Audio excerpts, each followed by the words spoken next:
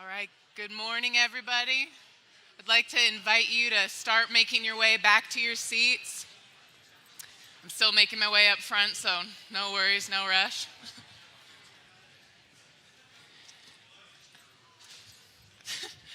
My name is Laura. If I haven't met you yet, I am the youth pastor here on staff at Watermark.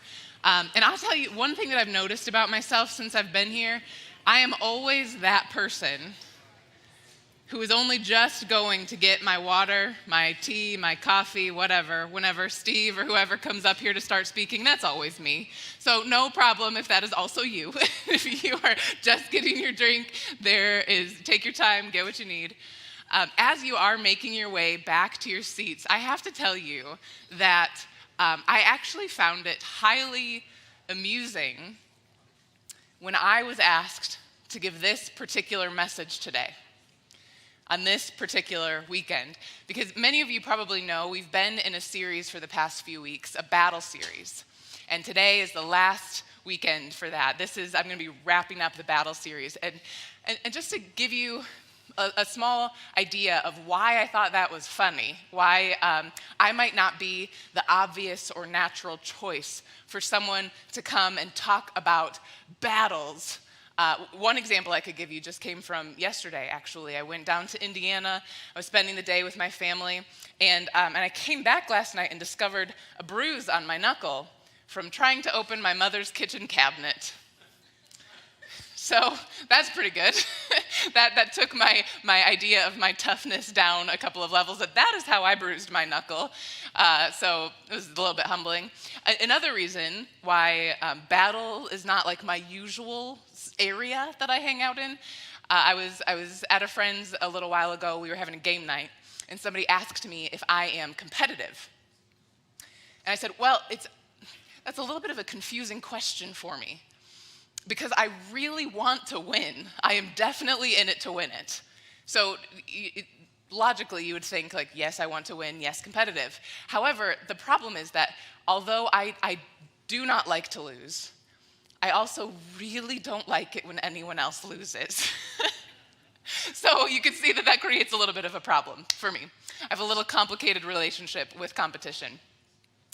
So this general lack of competitive drive gave me some issues when I was a high school athlete. I played volleyball for most of middle school and high school, and during that time, I distinctly remember one game that we lost, and it was devastating. It was an important game, and there was no reason why we should have lost this game. We had a great team. We'd beaten this team before. Everything was pointing towards, for sure, we're going to win this game, but something happened. I don't know if we just got falsely confident or what exactly was going on, but we ended up losing the game, and it was devastating. And I remember my teammates walking off the court just weeping. I mean, sobbing, just messy, snotty tears. They're so upset. They're so disappointed. They can't believe, how could we possibly lose this game? And then here I come. It's okay, guys. It's just a game. And I learned very quickly that's not the way to cheer up serious high school athletes. They didn't like that. It was a highly unpopular opinion, and I don't think they spoke to me for the rest of the day. So I have that in my mind. Through my volleyball career, I don't often remember very specific games. Obviously, I remembered that one. It marked me. But another game that I remember really clearly was a game that we played against the legendary team in our region. We were a good team. My little school, tiny school, was not really known for being great at very many things, but we were known for our volleyball team. We had a great coach. We had excellent players. We had a really, really good team. But this team was legendary. This was the team that very few people walked away. End of the season, this was my senior year, and we were shocked to find out partway through that we were actually ahead. Somehow we had snuck our way ahead of this team, and I think that we had some good saves that kind of boosted everybody's confidence. I got in some solid blocks against their star hitter, and we were in a zone, and we were winning. But then I think the other team caught on, and they decided they needed to rally, regroup their energy and their focus, and they began to come back. And then eventually we were tied, and then they pulled ahead. And then we regrouped, we just completely lost steam. Not exactly a happy ending, not matches or to be a part of.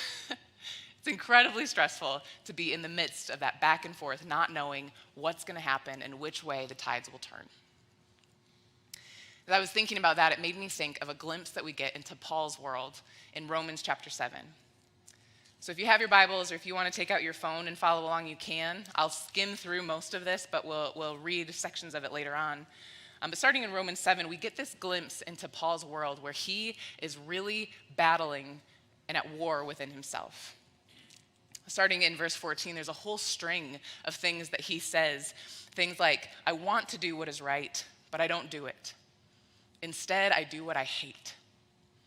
And he expresses within himself, he has this good heart, these good intentions, this piece of him that is deeply desiring to follow God, to live a life that would honor him. And yet at every step of the way, his flesh pops up